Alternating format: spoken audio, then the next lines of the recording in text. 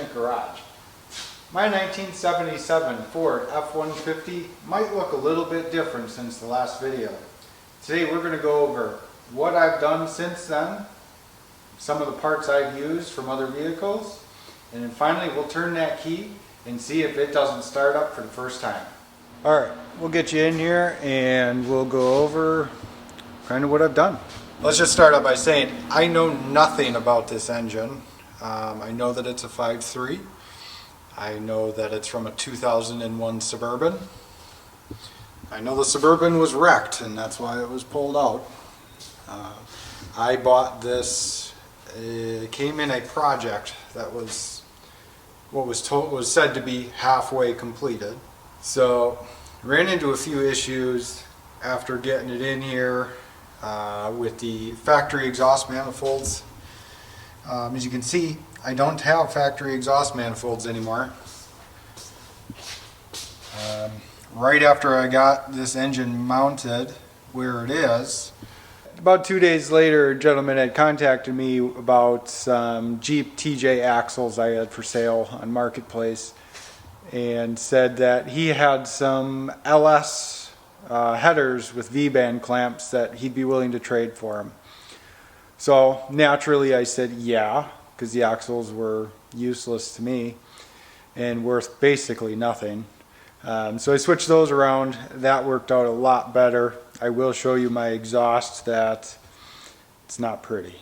So, but anyway, I know nothing about this engine other than what the numbers on it are telling me and what the previous owner told me.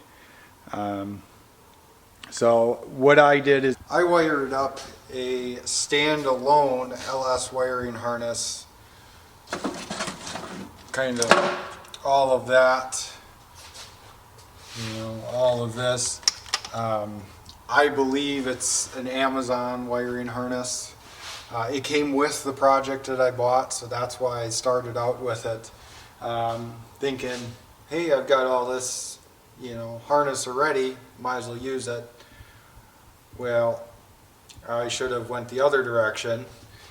Now, the radiator is, the truck is a 77, and the 78 core support and radiator are different.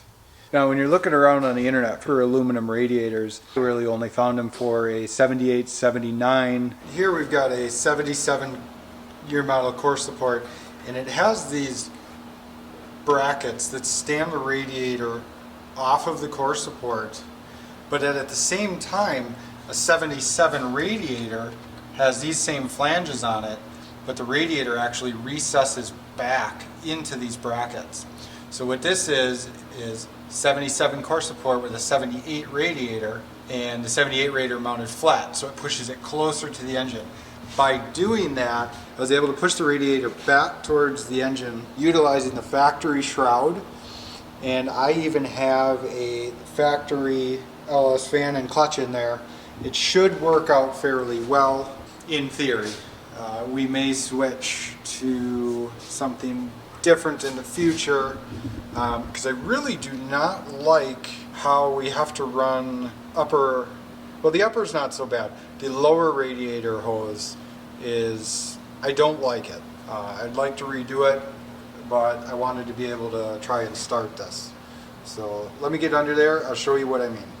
Alright, so this is what I don't like about the lower hose.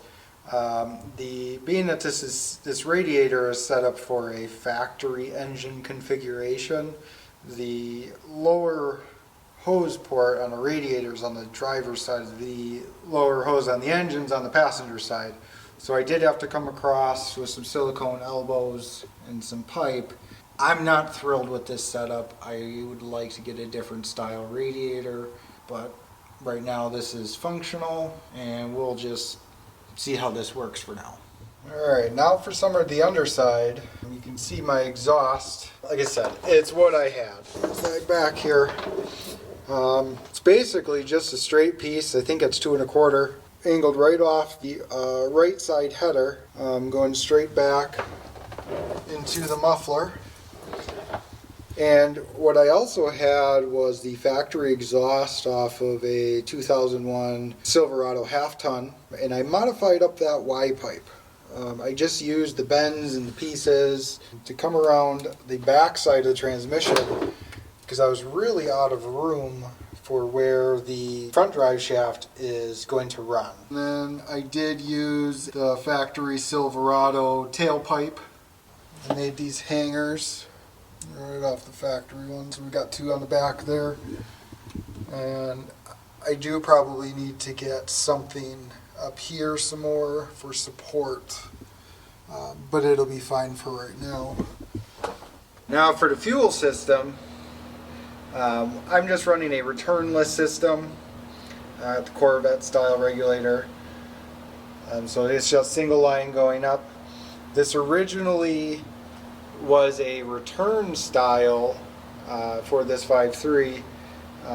I have another engine that had a returnless, so I switched the rails on it. I'm trying to not have 2 lines running all the way to the front of the truck and just have the one.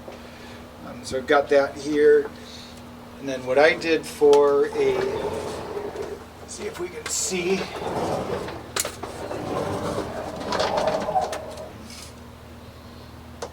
Fuel pump and tank.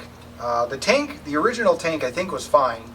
The issue was there was no return line in the sending unit. The sending unit top was not very big to put one in it. I also kind of wanted a intake pump instead of a frame mounted pump.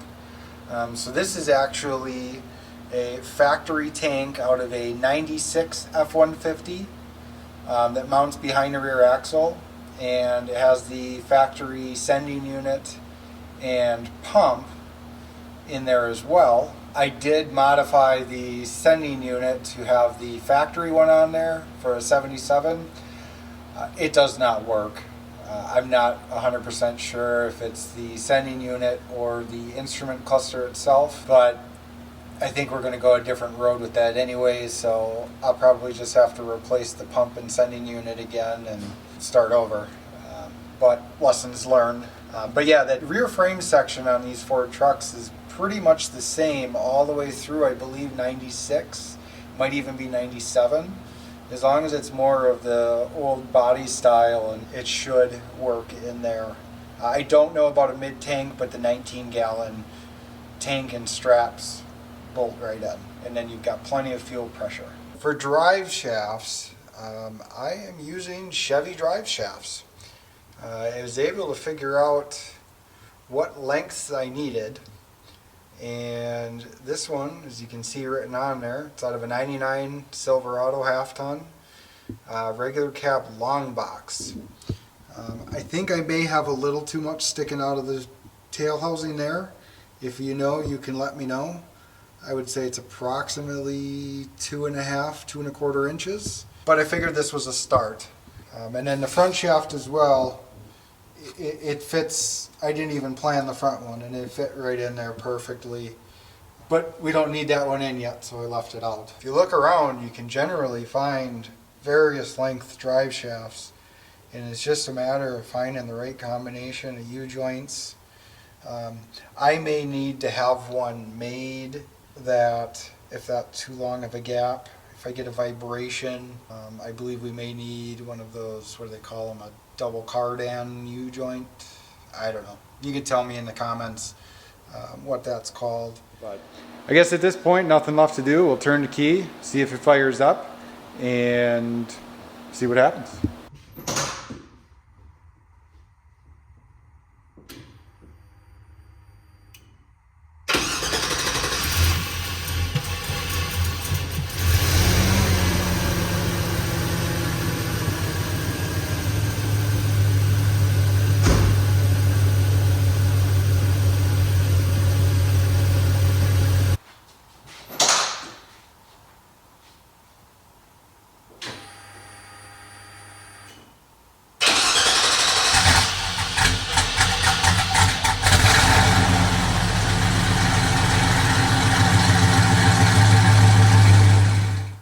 Well, would you look at that? It fired right up.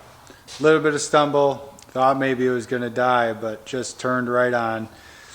So now that I've got it off, started for just a few minutes, I'm going to go around, just check if there's any fuel leaks, any other leaks. And we'll fire it up again, you know, rev it up a little bit, see what it sounds like.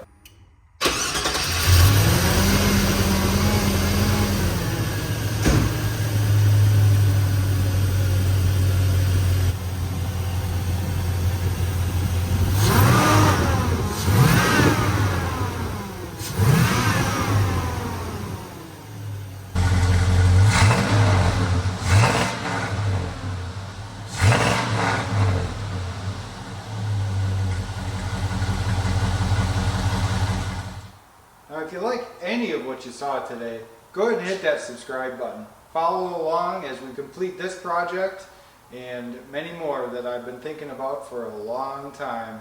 We've got one that's lined up, could go next, but we'll see. We'll see what you guys think about this one. Leave a comment, subscribe, like. We'll see you next time.